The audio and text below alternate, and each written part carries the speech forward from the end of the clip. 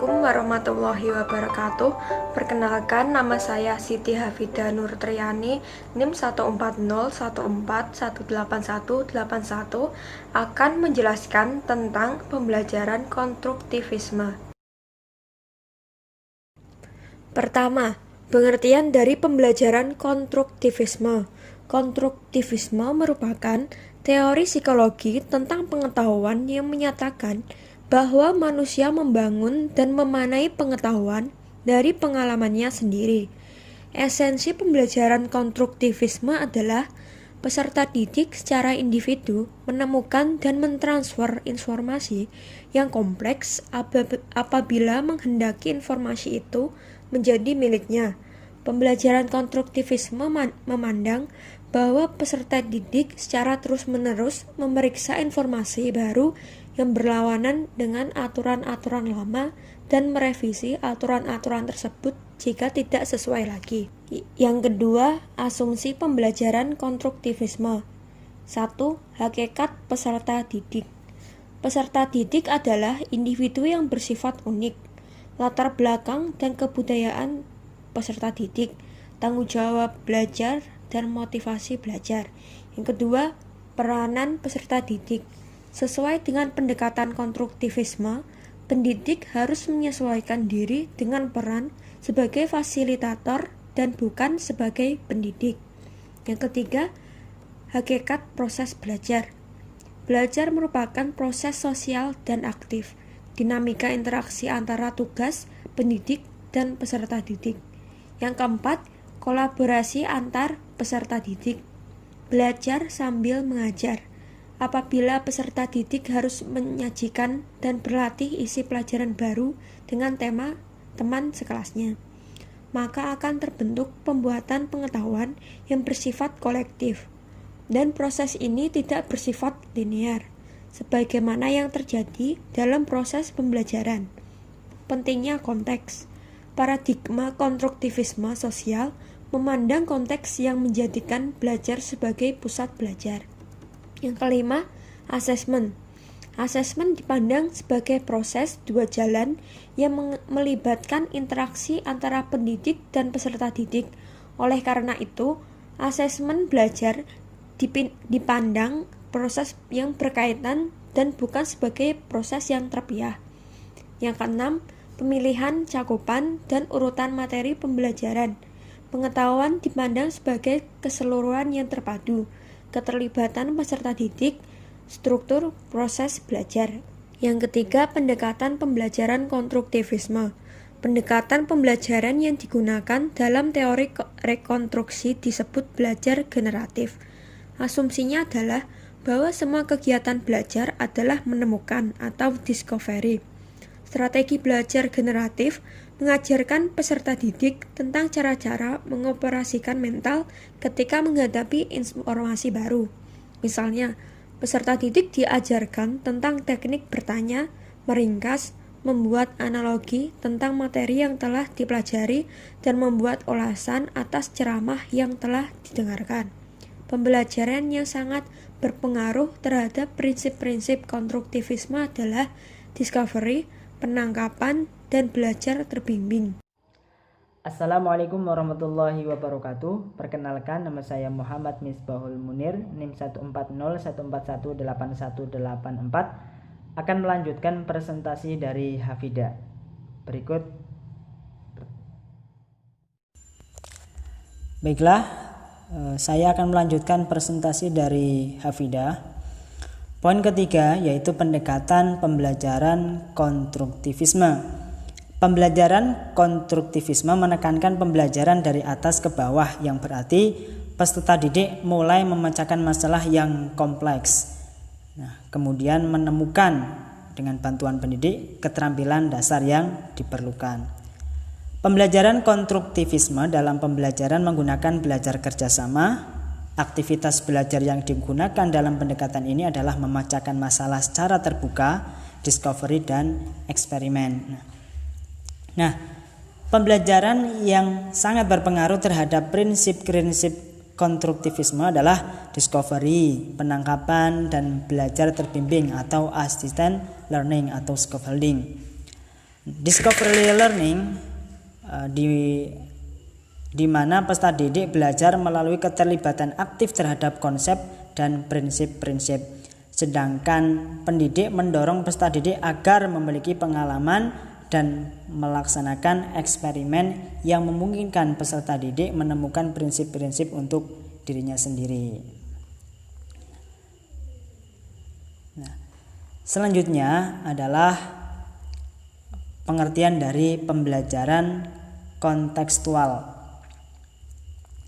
Pembelajaran kontekstual merupakan konsep belajar mengajar yang membantu peserta didik menghubungkan isi materi pembelajaran dengan situasi di dunia nyata. Motivasi peserta didik membuat hubungan antara pengetahuan dan penerapannya dengan kehidupan nyata seperti anggota keluarga, warga negara, dan pekerjaan, serta mempersyaratkan belajar dan kerja keras.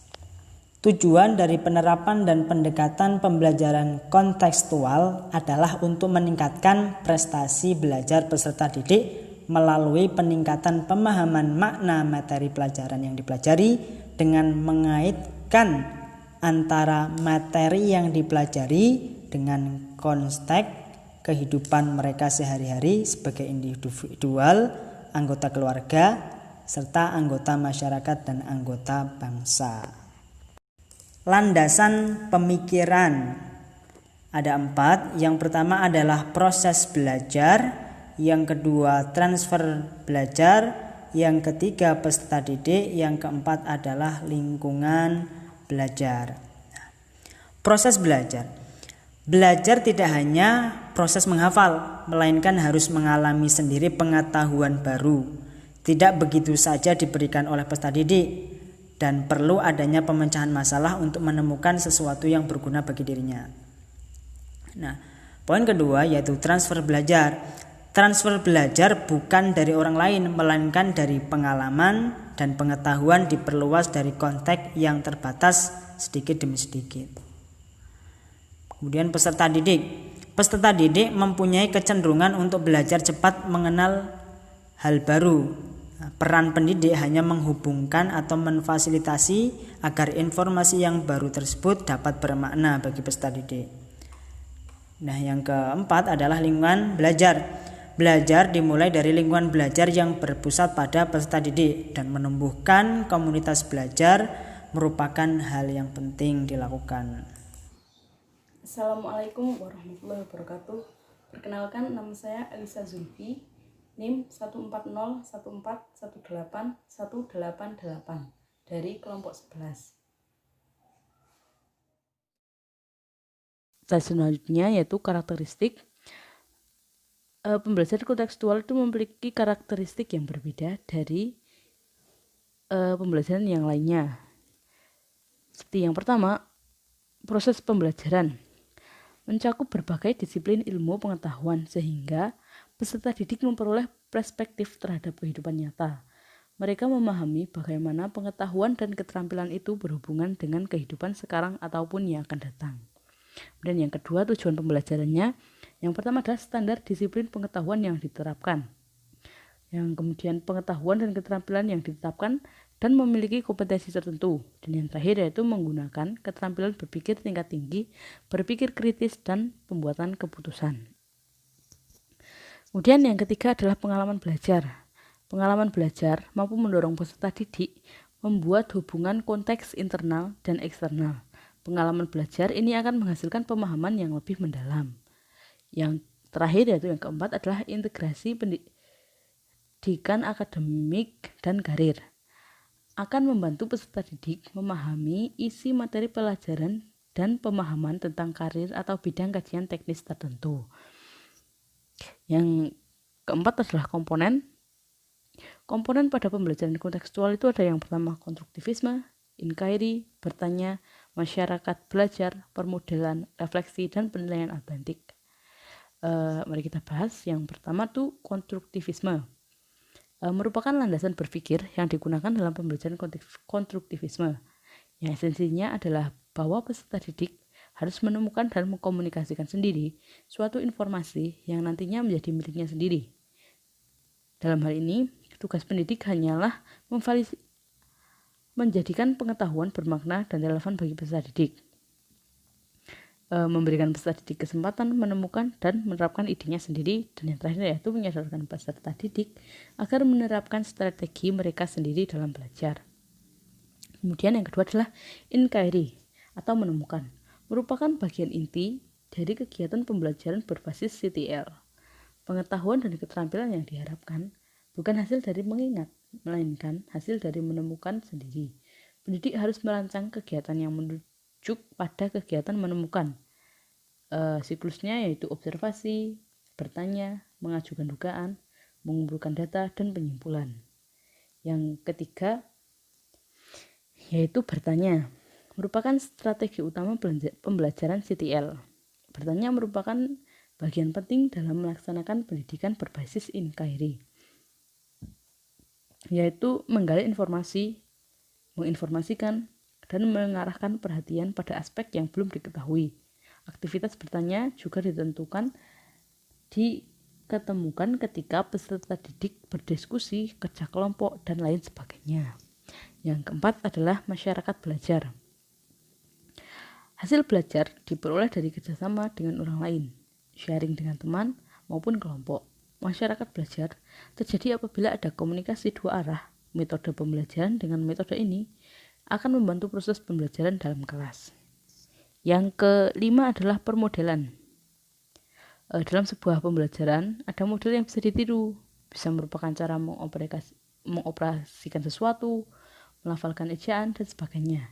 Pendidik memberi contoh cara bekerja sesuatu sebelum peserta didik melakukan tugas tersebut secara sederhana. Kegiatan itu disebut permodelan. Artinya, ada model yang bisa ditiru dan diamati oleh peserta didik untuk kemudian diterapkan dalam pembelajarannya. Yang keenam adalah refleksi. Refleksi adalah cara berpikir ke belakang tentang apa yang sudah kita lakukan di masa lalu. Refleksi merupakan respon terhadap kejadian, aktivitas, atau pengetahuan yang baru diterima. Pengetahuan yang bermakna diperoleh dari proses yang diperluas melalui konteks pembelajaran. Pada akhir pembelajaran, pendidik menyisakan waktu sejenak agar peserta didik melakukan refleksi. Yang kemudian adalah yang ketujuh, penilaian autentik. Penilaian adalah proses pengumpulan berbagai data yang bisa memberikan gambaran perkembangan peserta didik. Karena gambaran tentang kemajuan belajar itu diperlukan sebagai proses pembelajaran, maka asesmen belajar itu tidak dilakukan di akhir periode belajar, namun dilakukan secara integral, tidak terpisahkan dari kegiatan pembelajaran. Kemajuan belajar dinilai dari proses, bukan dari hasil. Dengan demikian, penilaian tidak hanya pendidik, tapi bisa juga teman atau orang lain. Yang selanjutnya, yang kelima adalah prinsip-prinsip pembelajaran kontekstual. Pembelajaran kontekstual akan berhasil apabila sasaran utamanya adalah mencari makna dengan menghubungkan pekerjaan akademik dengan kehidupan sehari-hari peserta didik.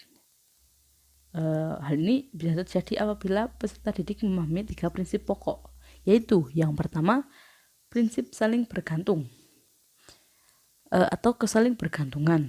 Prinsip ini mengajak peserta didik untuk mengenali keterkaitan mereka dengan pendidik lain, peserta didik, masyarakat, dan lingkungan alam.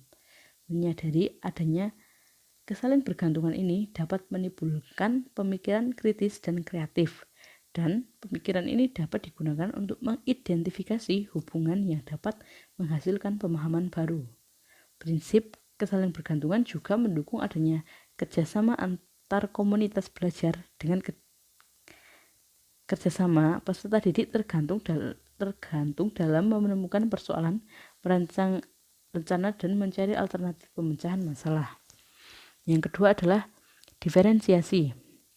Prinsip diferensiasi itu pendidik yang melaksanakan pembelajaran dengan menggunakan pendekatan pembelajaran kontekstual. Mereka akan melihat pentingnya kelas itu tercipta suasana yang memicu kreativitas, keunikan, keragaman, dan kerjasama. Pembelajaran aktif yang terpusat pada peserta didik juga mendukung prinsip diferensiasi untuk menuju keunikan. Hal ini membebaskan peserta didik untuk menjelajahi bakat mereka, memunculkan cara belajarnya sendiri, dan berkembang dengan langkah-langkahnya sendiri. Kemudian yang terakhir adalah prinsip pengaturan diri.